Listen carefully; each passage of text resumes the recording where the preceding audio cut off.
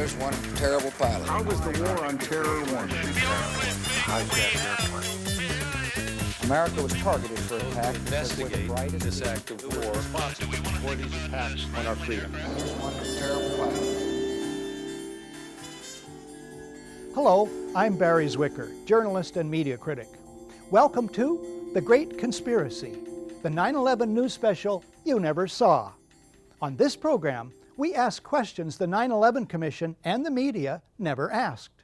We introduce experts you've never seen before and provide background you never get. We recommend books, magazines, videos, and DVDs you've probably never heard of. And websites the media keep under wraps. We avoid thought stoppers such as anti-American and conspiracy theorists and that new word believed to be linked to Al-Qaeda. U.S. President Franklin Delano Roosevelt declared, "The greatest thing we have to fear is fear itself." And indeed, fear may well be the greatest single human motivator. It can serve us and it can save us, but ill-founded fear, that's another story. For instance, before we commit to a war based on a threat we're told to fear, before we commit our children's blood and billions of dollars to that war, we'd better be sure the threat is real, that a clear and present danger exists, because war itself is to be feared. U.S. President Franklin Delano Roosevelt fought fear. Today's leaders traffic in it, chiefly the fear of terrorism. That's it. Not global warming, not the end of oil, not domestic and worldwide injustice, not rampant militarism, not war itself, or even war without end, just terrorism. The words are hypnotically repeated: terrorism, terrorist, terrorist threat, and of course, believed to be linked to Al-Qaeda. These words appear in millions of newspaper and magazine headlines and are embedded by the billions in stories. But it's the so-called war on terrorism that's in our faces practically 24/7 as the inescapable focus of our existence and the justification for great sacrifice. One day, our grandchildren will look back on this time and ask, how was the war on terror won? And we will tell them about the brave men and women who gave their lives so that we could live in freedom. Some would have it that our support for this new quasi-religion, the so-called war on terrorism, is the measure of our commitment to country and civilization. This program explores interwoven fictions that make up the fabric of the so-called war on terrorism. It explores the promiscuous issuing of terror alerts. It explores the biggest secret and dirtiest deception of all: bloody terrorist events carried out not by foreign, but by our governments, to trick the public into supporting war and police state agendas. We explore in particular the radioactive core of today's terrorist hysteria, namely the official story of 9/11, the overarching fiction and crime and cover-up of our time. Before you see this program, or after you do, there may well be another state-sponsored dirty deception. If there is, and if the information in this program helps you to see it for what it is, it will have been worthwhile. The sacred text at the heart of the so-called war on terrorism is the official narrative of what happened on September 11th, 2001, namely that the whole of U.S. intelligence, civil aviation, military, and the political apparatus is caught completely off guard by one evil man and his small network of co-conspirators. America was targeted for attack because we're the brightest beacon for freedom and opportunity in the world, and no one will keep that light from shining. That provides ready-made, easy-to-hate villains and their motives. They hate our freedoms, George Bush repeats over and over. But the official story just doesn't make sense, as we will show. It's exploited as planned by its creators, the government. But final responsibility for the unbelievable story living on to the extent it does in the public mind lies with the vast majority of my colleagues in the mainstream media. If they ever start to do their job properly and examine it skeptically, the official story will crumble into dust finer than that of the Twin Towers. Now, absolutely no one disagrees that 9/11 was a conspiracy. Conspiracy is at the heart of the official story, after all. A conspiracy perpetrated, allegedly, by Osama bin Laden. But what if the conspiracy were hatched not in a cave in Afghanistan, but in Washington, D.C., at the highest levels of the U.S. government? What if the public found out the official story is a big lie? How might that change plans for endless war? There are other paths to true security and lasting peace. The first step on those paths is to expose the official 9/11 story for what it is, a contrived fiction, and then to demand a true accounting of what happened on 9/11 and who was behind the events of that day. Terrorism has been with us for a long time. It tends to be the last resort of the powerless, suffering under acute injustice. And as such, one person's terrorist is seen by another as a freedom fighter. This is what Noam Chomsky calls retail terrorism, that carried out by angry or paid individuals. But then there's wholesale terrorism, that carried out by states. Robert Jensen writes in the Houston Chronicle, "For more than 5 decades, throughout the Third World, the United States has deliberately targeted civilians or engaged in violence so indiscriminate that there is no other way to understand it except as terrorism. And it has supported similar acts of terrorism by client states." He could have reached back further. In his new book, The American Empire and the Fourth World, Anthony J. Hall, according to one reviewer, connects the unspeakable crimes visited upon indigenous people since the conquest by Columbus in 1492 to today's so-called war on terror. According to Hall himself, the imagery of terrorism has replaced that of savagery and then communism as the main explanatory catch-all to describe the real, illusory, or manufactured enemies of the American way of life. So, on one side, ours, the use of terror either is not admitted or is simply defined as not terror. And the other side's terror is defined as the only kind of terror. Terror then needs to be put into perspective. Perspective, writes Lawrence Martin, former Washington correspondent for the Globe and Mail, is a ghost in American journalism. Last year, acts of terrorism killed 300 to 400 people, ranking it so far down the list of dangers that it is barely visible. He might have added that 300 is the number of Americans struck by lightning each year. Another note about appearance and reality. The vast majority of people arrested as terrorism suspects are released without charges being laid. It's the arrest stories with those Arab names and pictures that remain in the public mind as reality. Isn't there a pattern of state-sponsored, media-abetted deception here? But the dirtiest secret about terrorism is also by far the largest.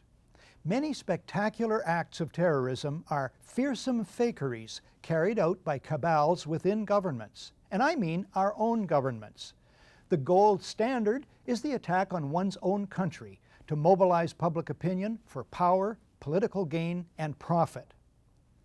The Nazis masterminded the torching of the Reichstag, the German parliament buildings, on February the 27th, 1933, 1 week before a national election.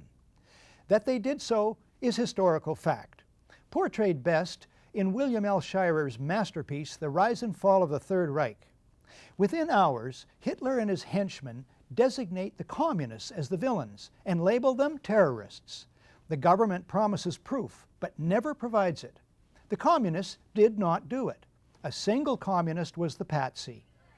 The big lie of who torched the Reichstag is used by Hitler to sow fear. He bullies the German president to sign a decree suspending 7 main articles of the German Constitution. The claim is that the fatherland, think homeland, is under threat.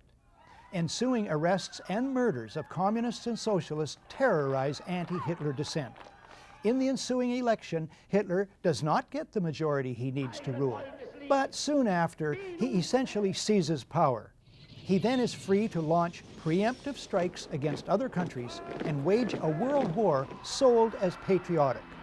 The ultimate result for Germans is calamitous. 600,000 civilians dead, 7.5 million homeless, their country broke and in ruins.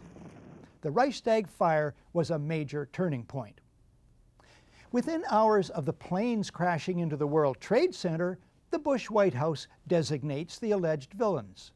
Within 30 days, the U.S. Constitution and the civil liberties of Americans are weakened by near unanimous passage of the Patriot Act. A war on terror is announced. Within months, preemptive strikes are launched against Afghanistan and Iraq, though no evidence is produced that Iraq took part in 9/11. Dissent in the USA is under fire even as millions in the USA and worldwide oppose the Iraq War. The White House announces that the war on terror, in effect World War, may never end. At least 1,000 Americans are soon to die in Iraq alone. Expenditures mount into the trillions.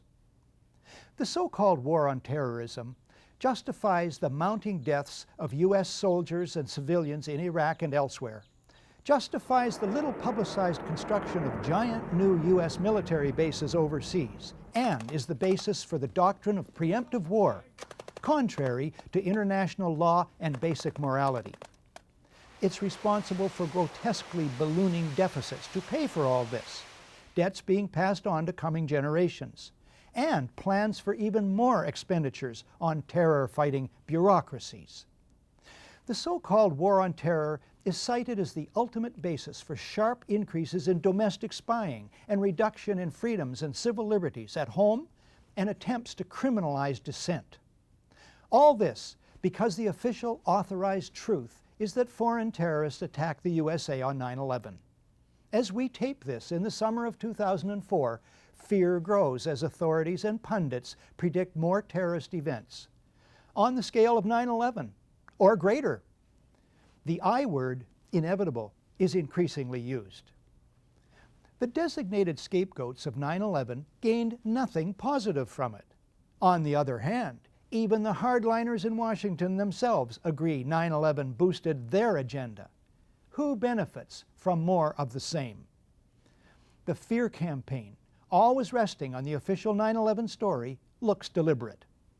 Again, what if the official story of 9/11 is a big lie? You probably don't know, if you're trapped inside the cocoon spun by the North American media industry, that there is in fact widespread skepticism about who was behind 9/11. 30% of Germans, according to reliable polls, think the U.S. government had a hand in it. They remember that big Reichstag deception. This poll done in Canada in May 2004 showed 63% of Canadians think individuals within the U.S. government, including the White House, had prior knowledge of the plans for the events of September 11th and failed to take appropriate action to stop them. In this program, we present some of the accumulating evidence indicating that lying behind the great deception of 9/11 is the great conspiracy of 9/11. But first, more historical context. When we come back, 3 true stories of fake attacks on America. Let's find out about despotism. This man makes it his job to study these things. Well, for one thing, avoid the comfortable idea that the mere form of government can of itself safeguard a nation against despotism. Welcome back to The Great Conspiracy, the 9/11 news special you never saw. If 9/11 is a big lie, a fake attack, an inside job, is it unique? No, quite the reverse. Most war-triggering incidents are great deceptions. The Mexican-American War, the Spanish-American War, the attack on Pearl Harbor, all involved secretly contrived attacks on Americans planned or encouraged by American presidents. The Vietnam War and Desert Storm in 1991 also were triggered by deceptions involving U.S. presidents. If 9/11 is not such a deception, it's an exception to the rule. Most people want peace most of the time. That's a problem for rulers bent on war. History teaches that rulers arranging for their country to be attacked, or appear to be attacked, is the fastest method for these rulers to get their way when they want war. Consider only 3 cases, starting with this book, Body of Secrets. Author James Bamford is a former Washington investigative producer for ABC's World News Tonight with Peter Jennings. I learned of this book on ABC's website. Bamford's information comes from interviews with, for instance, the former dean of the U.S. intelligence community, and from government documents. It takes 80 pages to list Bamford's more than 600 information sources. Here's the story. It's 1962. John F. Kennedy is U.S. President, Robert McNamara is Secretary of Defense, and Admiral Lyman Lemnitzer heads the U.S. Joint Chiefs of Staff. The CIA fails in its illegal Bay of Pigs invasion of Cuba. JFK decides, Bamford writes, to back away from military solutions to the Cuban problem.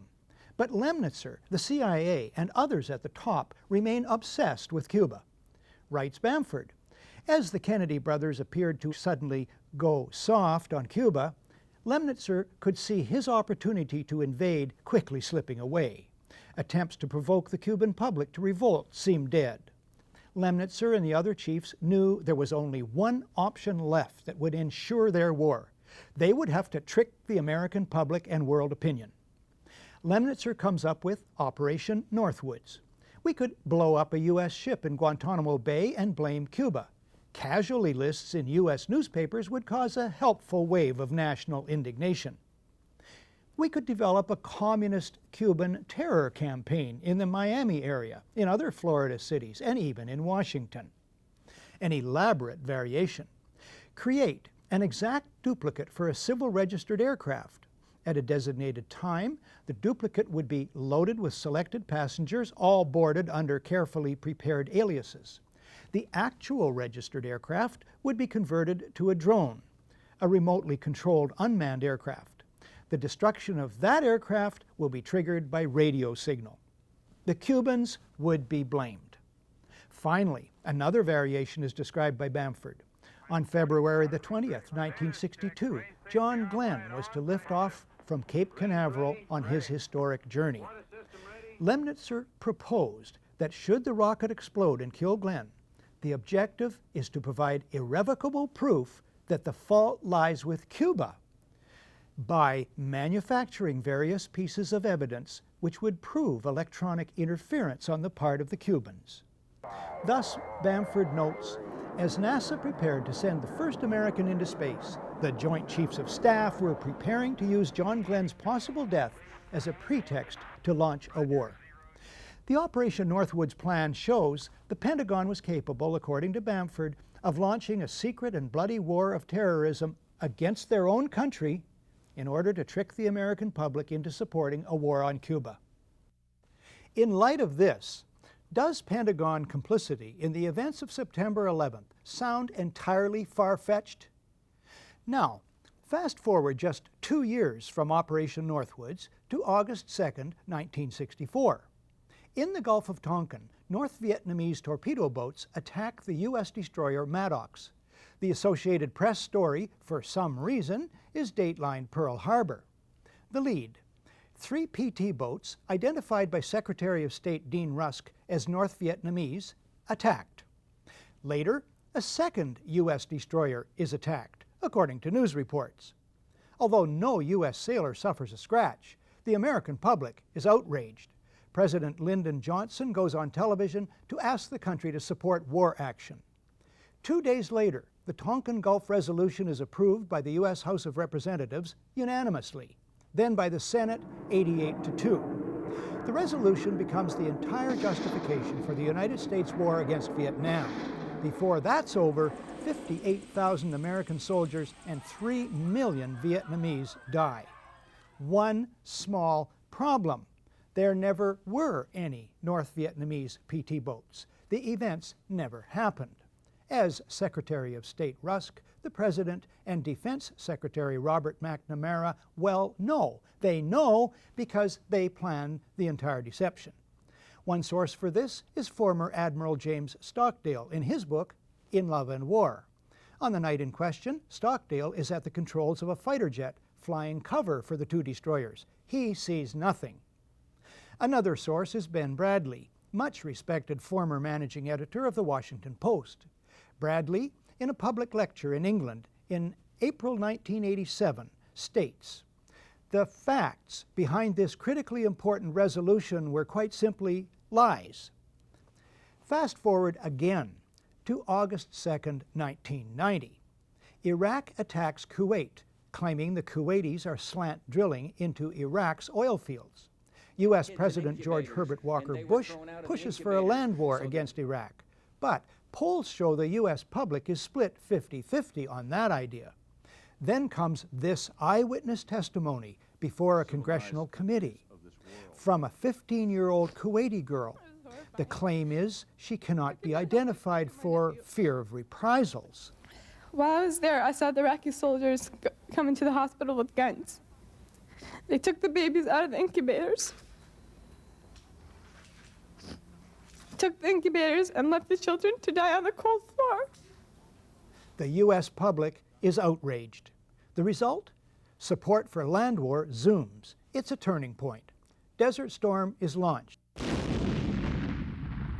135,000 Iraqis are killed. An estimated 1 million Iraqis, many of them children and old people, then die as a result of 10 years of sanctions. One small problem. There never were any incubator baby deaths, not one. The Canadian Broadcasting Corporation's investigative flagship program, The Fifth Estate, reveals the girl to be the Kuwaiti ambassador's daughter, given her lines and coached in acting by the giant American PR firm Hill and Knowlton. It's one phase in a $10 million joint U.S.-Kuwaiti campaign of deception. This man is lying. I myself buried 14 newborn babies that had been taken from their incubators. This man is lying. And they had kids in incubators, and they were thrown out of the incubators so that Kuwait could be systematically dismantled. There were a lot of people who participated in a conspiracy. Yes, an out-and-out conspiracy of fake organizations, false documents, fraud, and disinformation. So, if a new man named Bush is in the White House and helps engineer a brazen deception in order to achieve global geopolitical goals as well as domestic and personal ones, it wouldn't be a first, would it? After a short break, a detailed look at the events of September 11th, 2001. Today, democracy can ebb away in communities whose citizens allow power to become concentrated in the hands of bosses. What I say goes, see? I'm the law around here.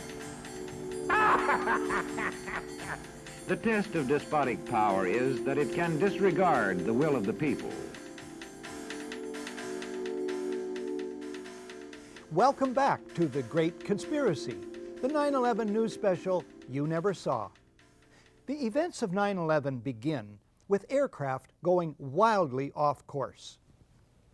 Incredibly, despite radar tracking for almost 2 hours, the whole of the mighty U.S. Air Force goes AWOL that morning. It's a mind-bending anomaly. Not a single U.S. Air Force interceptor turns a wheel until it's too late. There are no jets at all. It's a matter of historical record. That could happen only two ways. Either it was staggering multiple simultaneous coincidental incompetence at all levels in many agencies defying known laws of averages, a 54 million to 1 chance, which is the 9/11 Commission official story. There's another explanation. The U.S. Air Force is neutralized by design. The evidence indicates this is about a 1-to-1 chance. Standard procedures for dealing with aviation emergencies of all kinds have been in place and have worked for years. David Ray Griffin is the author of The New Pearl Harbor, the most widely respected critique of the official story of 9/11. He quotes the Federal Aviation Authority's Aeronautical Information Manual, Official Guide to Basic Flight Information and Air Traffic Control, ATC, procedures. It states, if you are in doubt that a situation constitutes an emergency or potential emergency, handle it as though it were an emergency. As for the military, the guiding document is ACC 113-SAOC, Volume 3, U.S. Air Defense Command and Control Operations. At the top of the first page, it reads, "Compliance with this order is mandatory." The first paragraph reads, in part, "The ADC, Air Defense Command, is to provide North American Aerospace Defense Command with the means to detect, monitor, identify, intercept, report, and if necessary, destroy any airborne object that may pose a threat to North America in the fulfillment of the Tactical Threat Warning Attack Assessment and to provide such information to collateral missions of NORAD."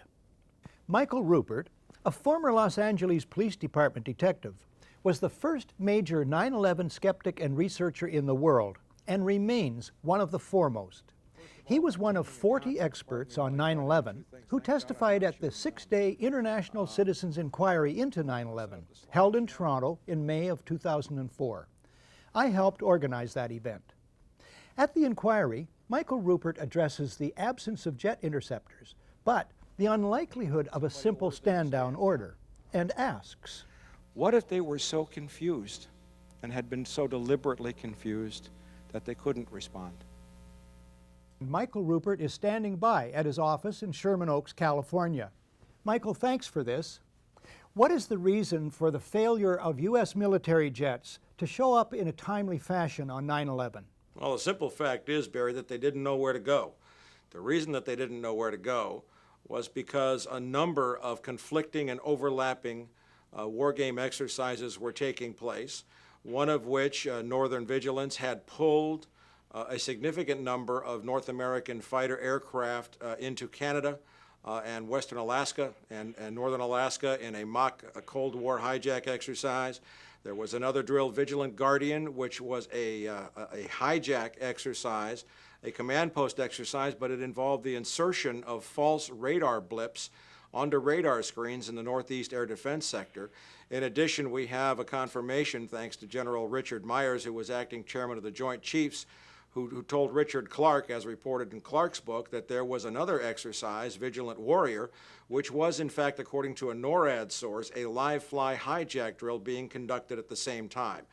With only 8 available fighter aircraft, and they have to be dispatched in pairs, they were dealing with as many as 22 possible hijacks on the day of 9/11, and they couldn't separate the war game exercises from the actual hijacks. But this was done deliberately, though. Apparently so, and I will be saying that in my forthcoming book, Crossing the Rubicon, 9/11 and the Decline of American Empire at the End of the Age of Oil. We have done an extensive investigation on that to show that these war game exercises were apparently very well planned by someone who I will show, I believe, was Dick Cheney in the United States government to deliberately confuse FAA, NORAD, and U.S. Air Force fighter response to fulfill a prophecy that another man had once said, "Let one happen and stop the rest." On that very point, we have a recording. Hi, Boston Center, Team U. We have a problem here. We have a hijacked aircraft headed towards New York. We need someone to scramble some F-16s or something up there to help us out. Is this real world or exercise? No, this is not an exercise, not a test.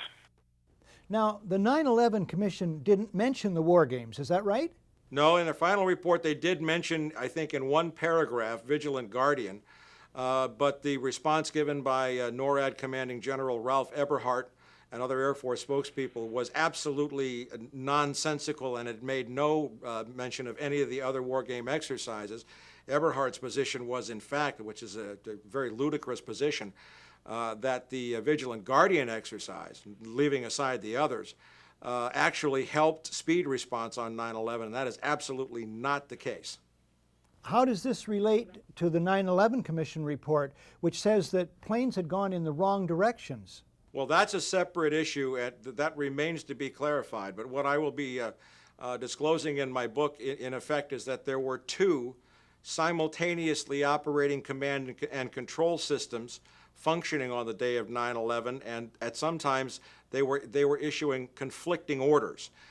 We do not have a clear explanation for why fighters from Andrews Air Force Base were sent out over the sea, first and couldn't turn around because the 9/11 Commission seemed to change all the evidence just arbitrarily right before it issued its final report. So we don't have a clear explanation, but certainly there was this all consistent with a motive that said make sure that the fighters don't get to any place in time to stop the 3 critical attacks on the World Trade Center and the Pentagon. I have called that in my own research an effective stand down. Would you say that would be a correct characterization? Well, it is a de facto stand down. That was the intended result. I would really call it an intended paralysis. With only 8 available fighters, and fighters have to be scrambled in pairs, you only had a chance for 4 responses out of what we have confirmed were as many as 22 possible hijacks showing up on radar screens.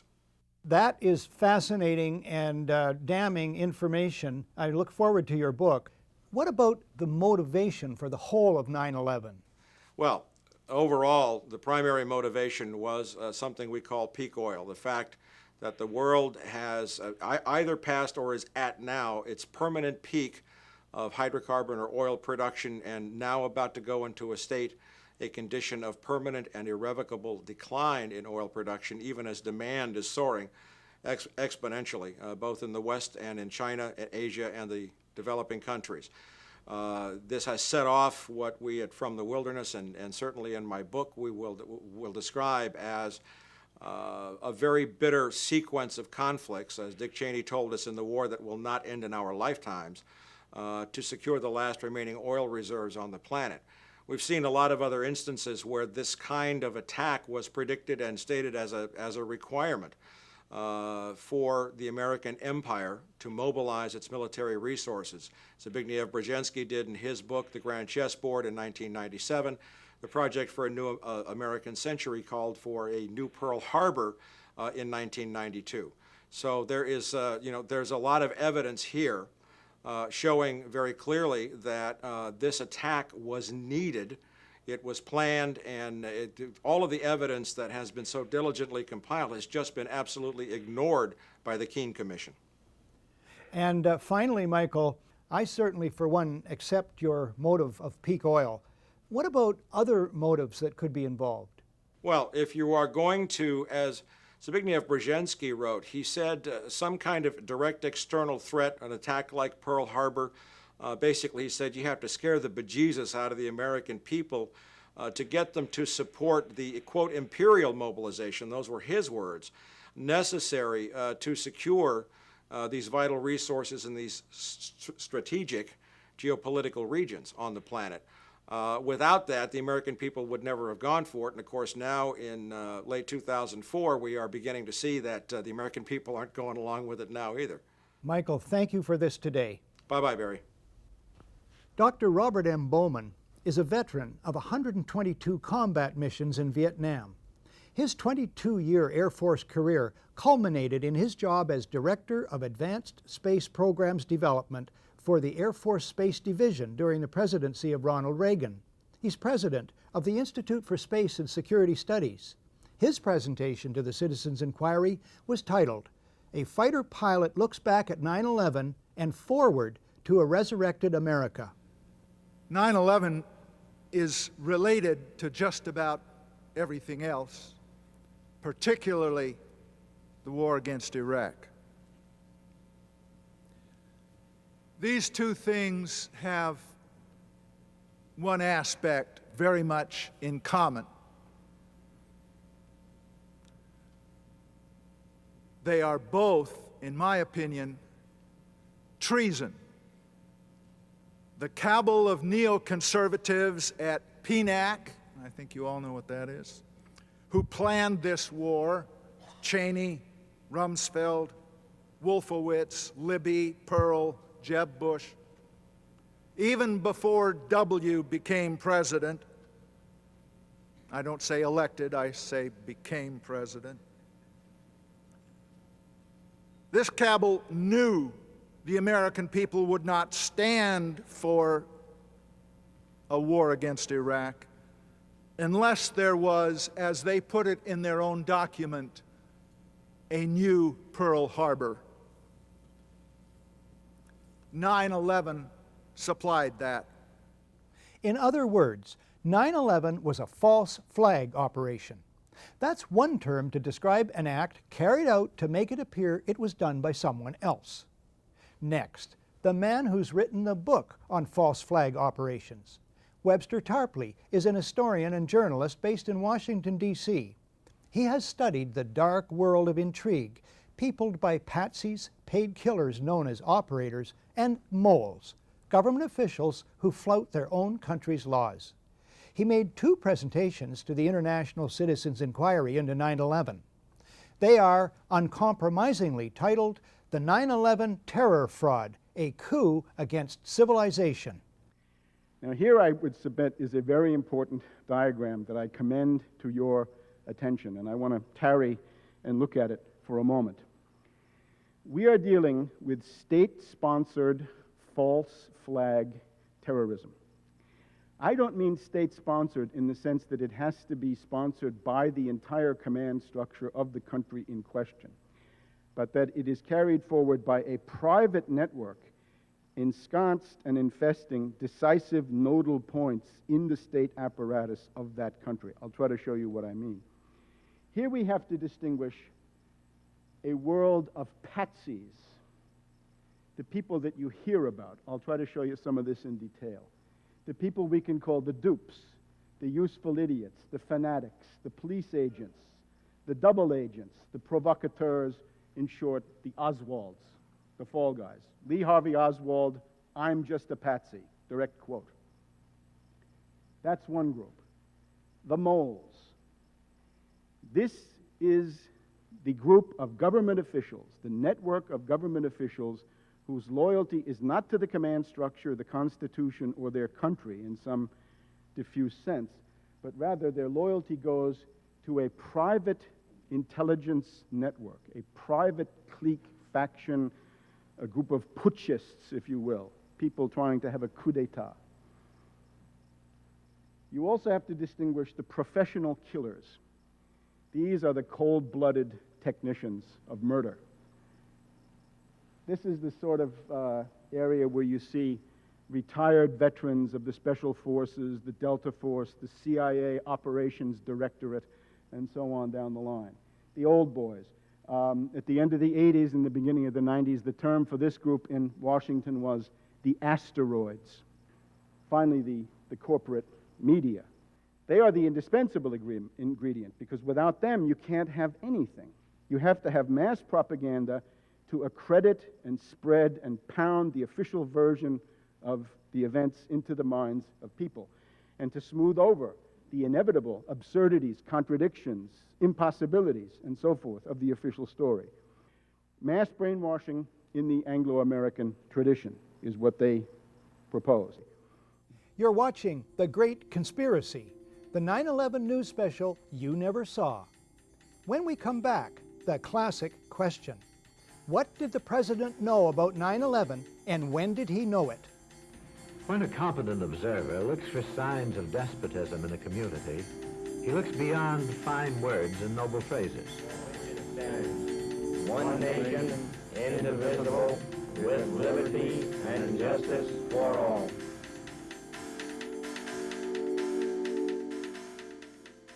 Welcome back to The Great Conspiracy, the 9/11 news special you never saw.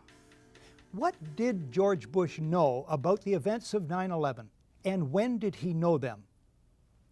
I'm not asking what George Bush, or Bill Clinton for that matter, knows or should have known in the weeks or years before based on this or that so-called intelligence report that he sees or should have seen about vague or not so vague alleged terrorist threats. No, my questions are much more restricted. I'm asking what specific advance information George W. Bush has about the first plane hitting the World Trade Center before it strikes. How does he get that information, and from whom? Why does he act as if he has far less information than the record shows he must have had? Initial news reports show the president informed of the gravity of the situation that morning. That famous whisper in the ear must be put into context. It takes place at 9:05. That's 1 hour and 5 minutes after the first hijacking. 45 minutes after the FAA is aware of multiple errant airliners, 20 minutes after the first aircraft smashes into the Trade Center, 18 minutes after CNN breaks into regular programming. In other words, a torrent of hot water churns under the bridge before whisper time. Researchers Jared Israel and Ilarion Bykov of EmperorsClothes.com write shortly after 9/11. The President of the United States travels with an entire staff, including the Secret Service, which is responsible for his safety. The members of this support team have the best communications equipment in the world. They maintain contact with, or can easily reach, Bush's cabinet, the National Military Command Center in the Pentagon, the FAA. Information concerning these alarming events must be shared with the President by his staff, otherwise they would be derelict in their duties. Not surprising then, this report by ABC's John Cochrane, traveling with the President, here speaking to Peter Jennings, not long after the President left his hotel. Peter, as you know, the President is down in Florida talking about education. He got out of his hotel suite this morning, was about to leave. Reporters saw the White House Chief of Staff, Andy Card, whisper into his ear. The reporter said to the President, "Do you know what's going on in New York?" He said he did, and he said he will have something about it later. His first event is in about half an hour at an elementary school in Sarasota, Florida. Something is very odd about the President's behavior. The President is aware, by his own words, that something serious is happening in New York. He additionally has to be aware of a great deal more about the situation. You have John Ashcroft later in the day at a press conference. Immediately after the first report of a plane crashing into the World Trade Towers, numerous federal agencies coordinating with the White House mobilized their resources. You have Vice President Dick Cheney, September 16th on NBC's Meet the Press. He tells host Tim Russert, the Secret Service has an arrangement with the FAA. They had open lines after the World Trade Center was... Then he stops himself. You have Laura Brown of the FAA. She attends hearings of the 9/11 Commission that bear on the aviation aspects of the day. Embarrassed by previous non-forthcoming testimony about the FAA's role, she sends an email in May of 2003 to members of the media whose business cards she had collected. Within minutes after the first aircraft hit the World Trade Center, she states in her email, the FAA immediately established several phone bridges that included FAA field facilities, the FAA Command Center, FAA Headquarters, DOD, the Secret Service, and other government agencies. The U.S. Air Force liaison to the FAA immediately joined the FAA Headquarters phone bridge and established contact with NORAD on a separate line. The FAA shared real-time information on the phone bridges about the unfolding events, including information about loss of communication with aircraft, loss of transponder signals, unauthorized changes in course, and other actions being taken by all the flights of interest, including Flight 77. So, in light of all this, here's the odd thing about George Bush's behavior. He and his staff could cancel or postpone an easily postponable photo op. But they don't. Why? On 9/11, Bush acts, and I emphasize acts, as if he doesn't know, as if he's not in touch. He proceeds with, or feigns, normality. Now to something else that's puzzling. At a town hall session in Orlando, Florida on December the 4th, 2001, here's the President's own account of the early morning of 9/11. How did you feel when you heard about the terrorist attack? Well, thank you, Jordan.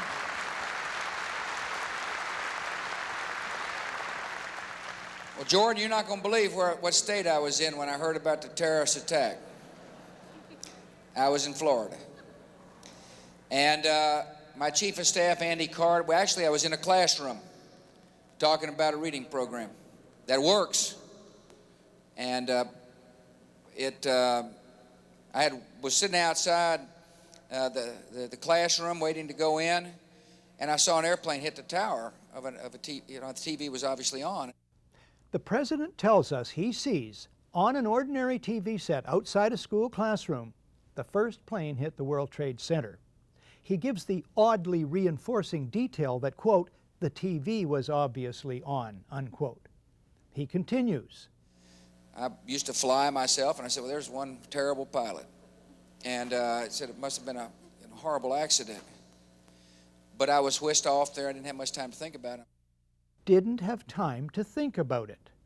As if his being told, time to meet the kids, Mr. President, stops all his thought processes concerning the remarkable image of what he's told us he's just seen on an ordinary TV, on top of all his knowledge of the unprecedented situation from earlier in the morning. But anyway, could George Bush have seen on ordinary TV the first plane hit the World Trade Center? No, he could not have. The footage of that first strike only shows up on television the next day, September the 12th, 2001. It was taken by a French documentary crew that happened to be in downtown New York.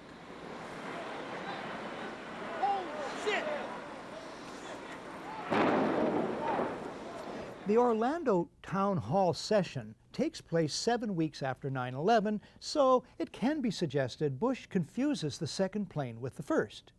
But how to explain this? We've all seen Andy Card do that. None of this can ever be retracted. It is an interlocking historical record. Why go on at length about this? Because it may one day become the basis for criminal court proceedings. When we come back, is George Bush one of a group of conspirators involved with the attack?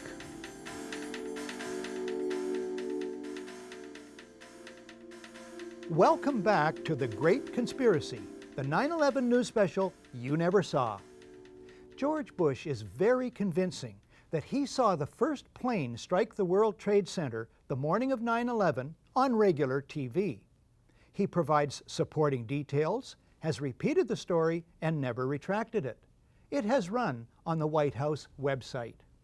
Since he cannot have seen it on regular TV as he claims, it is not unreasonable to conclude that he sees the first plane on private, closed-circuit TV earlier that morning or in a private holding room later. Either way, I submit this could mean that someone had to arrange for cameras to be positioned and rolling to record the first plane strike. Those involved had to know precisely that the first plane was in the air, where and when the plane would hit. In other words, people closely associated with the President of the United States had very specific prior knowledge of the existence of the first plane, its destination, and its purpose. More clues. Bush's itinerary is well known. There are plenty of live news media reports concerning the President's whereabouts from the time he gets up that morning in his hotel until the time he arrives at Booker Elementary School, and how long it will take him to get there. Remember ABC's John Cochran and the half hour? Yet, the Secret Service, for at least a full half hour after he is notified that America is under attack, takes no steps to remove the President to safety. What happens instead? This footage also appears in Michael Moore's film Fahrenheit 9/11. No one claims this footage is doctored. The President continues reading a story about a pet goat for at least 7 minutes. One columnist absurdly suggests that the President doesn't want to alarm the children. But could the President not have said, "Kids, I'm sorry, I have to excuse myself. There's some important business I have to attend to. You just carry on with your reading, you hear?" Any reasonable analysis suggests that the President and his handlers share sufficient real-time and prior knowledge of the unprecedented events of that day. The public record shows the President and his associates fail to act appropriately, that they in fact create a fiction and play act their assigned roles. This evidence alone constitutes grounds for proceeding with an indictment on charges of conspiracy to commit treason. But if, let's be dogged here, if the official story is true, and an astoundingly successful sneak attack from diabolical Muslims caught America totally off guard, then the White House surely must be highly motivated to turn heaven and earth, to use one of their own favorite cliches, to investigate the events of that day as quickly and thoroughly as possible. the White House must rush to appoint a respected chairman and commissioners, give them the widest powers to call witnesses, spare no expense. Except for the Reichstag fire, that's how it's usually done. 6 days after the sinking of the Titanic, a chairman is appointed to head an investigation. 9 days after Pearl Harbor, the first of 4 investigative commissions is struck. The JFK assassination, the Challenger disaster, 7 days each. How many days after 9/11 is it that President Bush names someone to head an investigation? This commission has been charged with a crucial task. Call it foot dragging. And then, who does Bush appoint? He appoints Henry Kissinger. Naming Kissinger sets a new standard for cynicism, or for being out of touch, or both. A New York Times editorial suggests the choice was to contain an investigation the White House long opposed. But Kissinger at least is an expert on the date September 11th. It was on that day in 1973 that the CIA-assisted overthrow of the democratically elected government of Chile takes place, masterminded by Kissinger for Richard Nixon. President Salvador Allende is murdered. In his 2001 book, The Trial of Henry Kissinger, Christopher Hitchens notes Kissinger as a crucial figure at all stages of this crime and cover-up. Now, this is in reference to a bloody and unnecessary Kissinger-driven episode in Indochina, which cost the lives of 64 U.S. servicemen. But it also sums up Kissinger's role in the bloody Chilean operation. The cover-up is as important as the crime. The White House tries to install Kissinger, an expert at cover-ups, to head the 9/11 investigation. After a universal backlash, Kissinger backs off. Bush then names, it's 431 days now, Thomas Kean and Lee Hamilton as co-chairmen. Kean's Azerbaijan oil connections and other conflicts of interest should make him ineligible from the outset. He earlier co-chairs the Homeland Security Project. Observers have noted that huge profits are to be made in the surveillance and security industries these days. The more alarmed the public, the bigger the profits. As for co-chair Lee Hamilton, Washington investigative journalist Joyce Lynn says he should be called Mr. Cover-Up. He is 0 for 4, she says, in finding any malfeasance in the 4 previous investigative commissions on which he served. These include the Iran-Contra affair and the October surprise, which denied Jimmy Carter the presidency. The White House chooses all the commissioners. Lynn calls them key insiders rife with conflicts of interest. The White House brazenly appoints as the executive director one Dr. Philip Zelikow, a right-wing Republican hawk deeply involved in the Bush circle, a member of the Bush-Cheney transition team, and a National Security Council advisor with Condoleezza Rice under Bush 1. The editor of Vanity Fair, Graydon Carter, sums it up. The Bush White House did everything in its power to derail an open inquiry. Then, when faced with its inevitability, the President and his aides sought to limit its scope, its access, and its funding. The Commission's full title is the National Commission on Terrorist Attacks upon the United States. Reflecting extreme laziness in research and wording, the mainstream media keep referring to it as the Independent 9/11 Commission. This commission was about as independent from White House control and manipulation as the abused prisoners at Abu Ghraib were from their jailers. Mandate. The commission itself says, we're not out to blame anyone. In other words, accountability is not part of the mandate. Budget. In January 2003, the Bush administration allots the commission $3 million. This compares to $5 million for a 1996 commission that looked into casino gambling, and $50 million each for the inquiries into the Columbia shuttle explosion and the Clintons' failed Whitewater deal. The dollar amount is later grudgingly raised but never exceeds $15 million. The White House releases only 25% of 11,000 documents requested. It blacks out portions of the released documents, resists requests that the administration officials testify under oath, and tries to rush the commission's deadline. After a cat-and-mouse game, Bush and Cheney meet the commission. But it is behind closed doors. They refuse to testify under oath. No tape recorders are allowed. No transcript is allowed. Bush makes no opening statement, and those taking notes must submit them to security personnel. All of this is what is called in law guilty demeanor. The behavior of the White House in relation to the commission from start to finish only makes sense if the official story is a lie and the truth needs to be kept secret. The term whitewash doesn't do justice to the report of the 9/11 Commission. Omission-riddled, inventive cover-up, maybe? The Commission finds that the ultimate reason the events of 9/11 took place was a failure of imagination. They ought to know. Imagination was something the Commission had in abundance.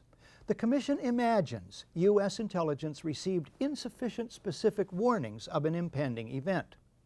Even though CIA head George Tenet says in an unguarded moment that the system was blinking red, the Commission imagines there's nothing to go with. When we return, an American researcher on the number of published warnings. A community rates low on an information scale when the press, radio, and other channels of communication are controlled by only a few people. And if books and newspapers and the radio are efficiently controlled, the people will read and accept exactly what the few in control want them to. Welcome back to The Great Conspiracy, the 9/11 news special you never saw. American Paul Thompson has created the definitive timeline of events related to 9/11. It's drawn exclusively from published reports. Thompson takes almost an hour at the Toronto Citizens Inquiry to list a fraction of the published reports dealing with early warnings. Then in late August, so according to some news reports from Der Spiegel and Die Zeit, and it's also reported in the BBC and Haaretz in Israel. This is really interesting. Supposedly, Israel gives the U.S. a list of 19 terrorist names. So there are 19 people on the flight, and here they're giving 19 names. We don't know if they're the exact same list. But we do know, according to these reports, that 4 of the names are the same, including Nawaf al-Hazmi, Khalid al-Midar, Marwan al-Shihi, and Mohammed Atta. So these are like the big leaders of the 9/11 attack, and here Israel is saying that these people are inside the United States and planning an imminent attack.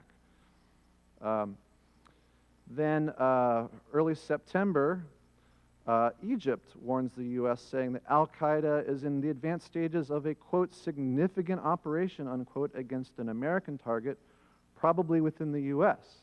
So, you know, just as an aside, remember that virtually every one of these things I've been talking about is talking about an attack inside the U.S. Remember that George Tenet said that all the information they had pointed to an attack overseas. In the context of this program, it's important to note these warnings are from individuals, agencies, and whole governments who are obviously not in on the plot.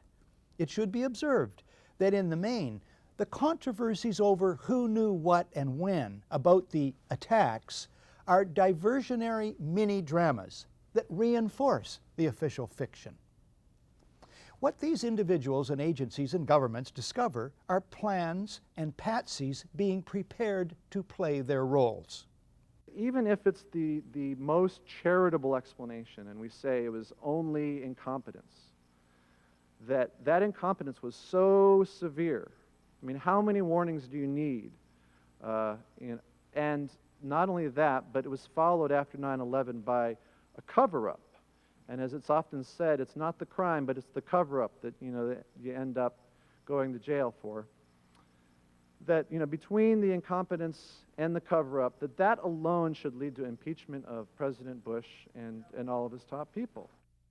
Speaking of Bush and his top people, the Commission imagines, page 35, that at 8:46, when Flight 11 hits the North Tower of the World Trade Center, neither the President or anyone, quote, in the White House or traveling with the President knew that Flight 11 had been hijacked at 8:14 that morning.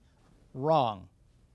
The Commission imagines, page 39, that as late as 9:30, quote, no one in the president's traveling party had any information that other aircraft were hijacked or missing.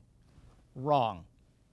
The Commission imagines it can get away with such claims, even though millions of people saw TV news reports about the hijackings on CNN beginning at 8:48. The 9/11 Commission fails to ask many questions. Why, for instance, was protective cover not provided for Air Force One?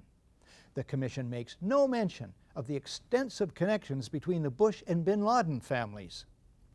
The Commission imagines, and it's utterly right, that the media will fail spectacularly in their duty to notice these and other glaring omissions.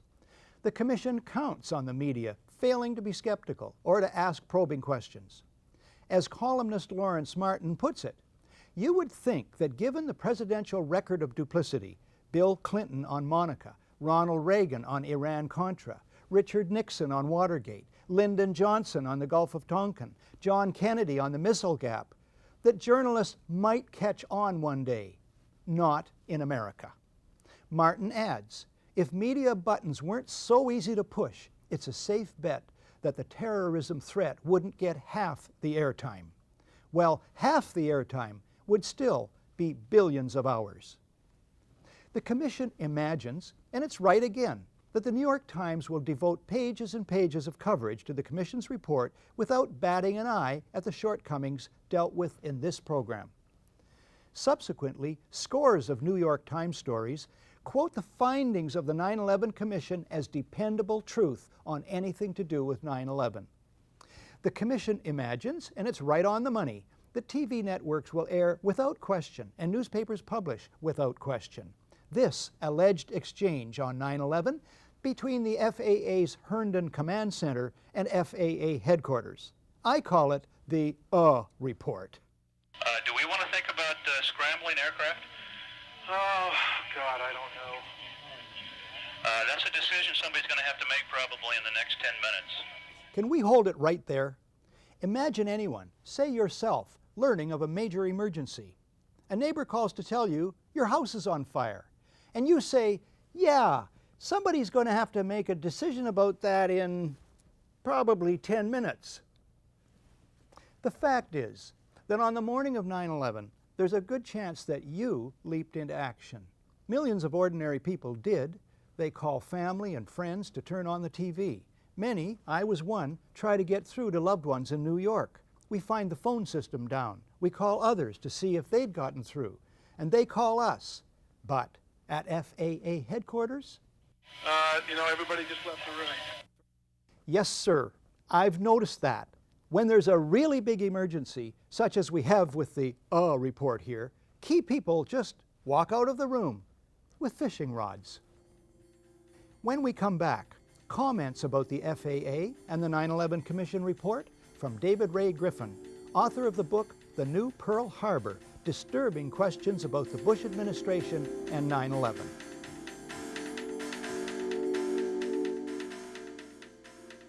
Welcome back. David Ray Griffin's book, The New Pearl Harbor, is widely admired as the definitive critique of the official story of 9/11. Griffin has gone on to draft a critique of the report of the 9/11 Commission.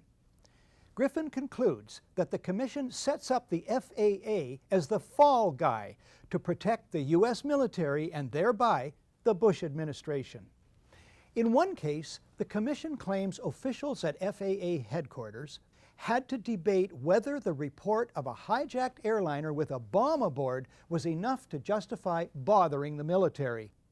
The Commission, says Griffin, portrays most FAA personnel as hopeless bunglers. In fact, in Griffin's words, guilty of criminal negligence of the most extreme sort. Yet, this is the same Commission that says it cannot find any particular people deserving of blame. A remarkable contradiction. Another one. The Commission itself points out the FAA did have one truly unprecedented task to perform that day, namely, immediately landing thousands of aircraft in the air wherever they were. The Commission agrees the FAA, and I quote, executed that unprecedented task flawlessly, unquote. Is it not strange, asks Griffin, that FAA personnel carried out this unprecedented task flawlessly and yet failed so miserably with tasks they had been performing on a regular basis. Additionally, Griffin observes, according to the Commission, the U.S. military is itself blind, being wholly dependent on the FAA to inform it about what is going on in U.S. airspace. The commissioners would have us forget, as they do, the billions of dollars NORAD spent building detection systems second to none. As Thierry Meyssan writes in his book, Pentagate, the military in fact possess several very sophisticated radar monitoring systems, incomparable with the civilian systems.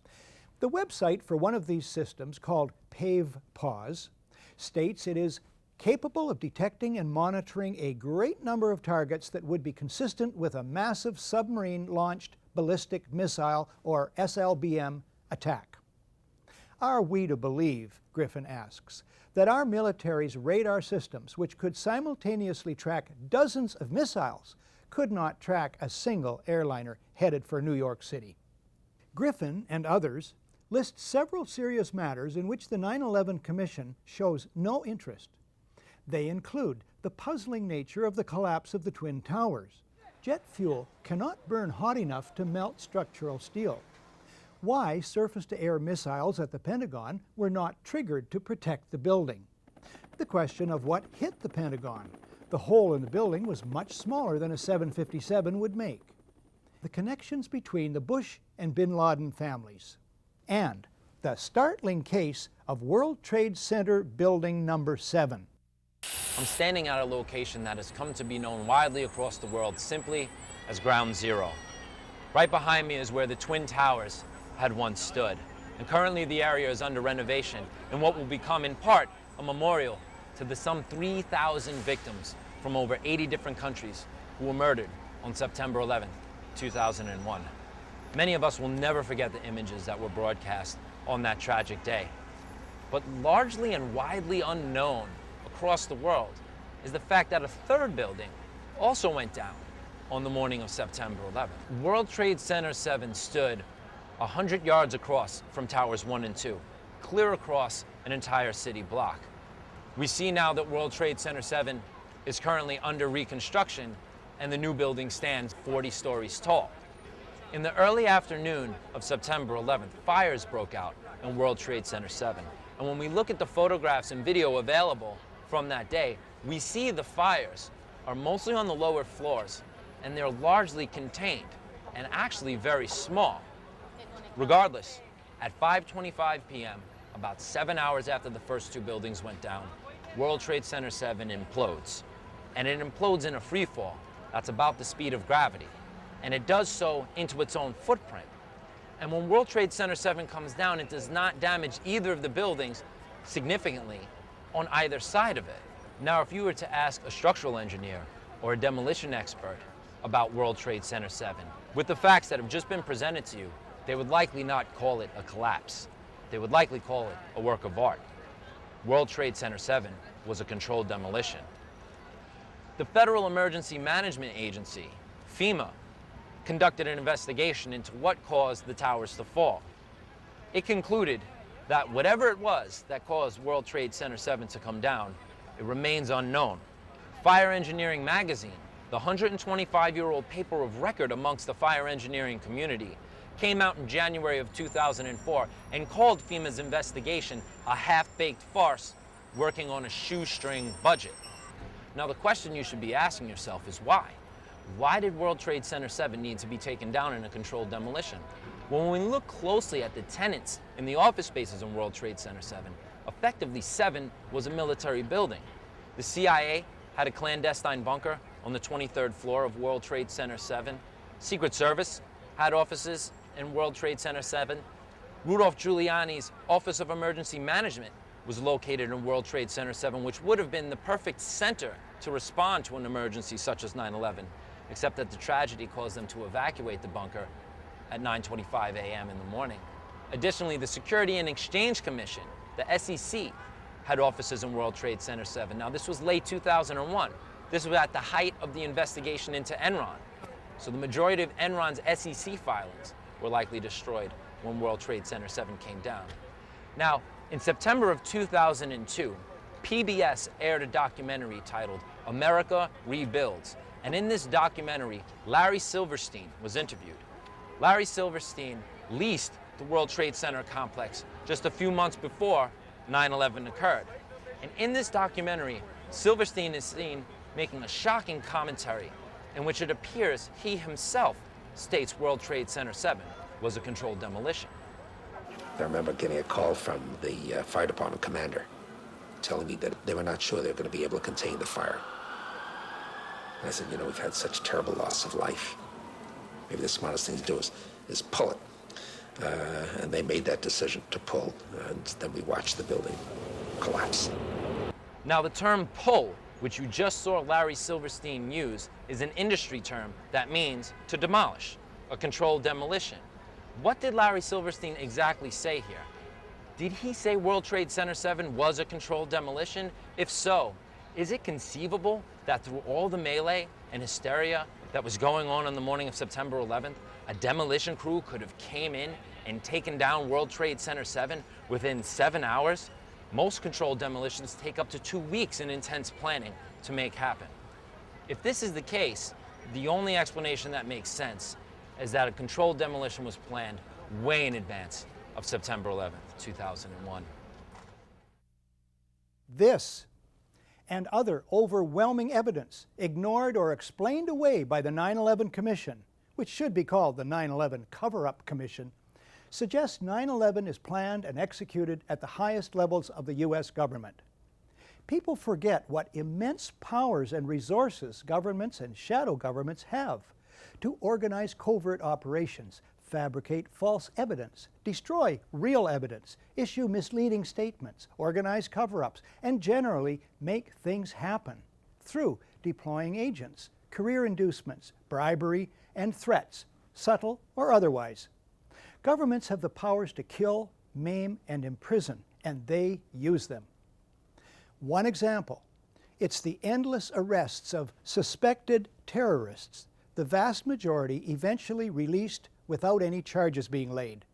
On any other subject, this would create a huge outcry. And of course, governments have the powers of propaganda, PR spin, news management, and not least, secrecy.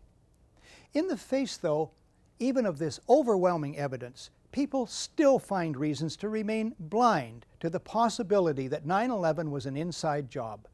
They say a conspiracy this large could not be kept secret, but most large covert operations are kept secret. People say they, meaning the Bush administration, wouldn't dare, for fear they'd be found out. As for being found out by the media, well, what's to fear so far? Upholding the U.S. Constitution obligates one to guard against enemies, foreign and domestic. The founders of the country included that for good reason. They knew that for centuries governments have turned toxic. The price of freedom is eternal vigilance, and not just from outside threats. The trumpeting of outside threats, in fact, is the commonest ploy used by internal rogues. Today's media feast on, profit from, and join in the trumpeting of outside threats and the demonization of designated villains. We expect more of the media than we've been getting. We expect them to remember something of history, to be watchdogs for democracy, and to have some backbone. Won't just one major paper do what the Washington Post did with Watergate? Get onto this and not let go until the rest of the media have to pay attention? I've been a media critic for 35 years. I've watched the media become more and more corporate, more and more ideological, more and more dishonest, more and more part of a power structure which manufactures and manipulates fear and excuses death and destruction, and thereby become complicit in it. But I've also learned a big lesson, belatedly, and that is that too many of us want to be shielded from troublesome truth, want our inner child to be reassured, want, in short, to be lied to. With knowledge comes responsibility. We, who are finding the scales falling from our eyes, must also find the courage to make our media and government accountable. Many peaceful means for doing this still exist. This is Barry Zwicker, signing off for The Great Conspiracy, the 9/11 news special you never saw, but that I still live in hopes that you will.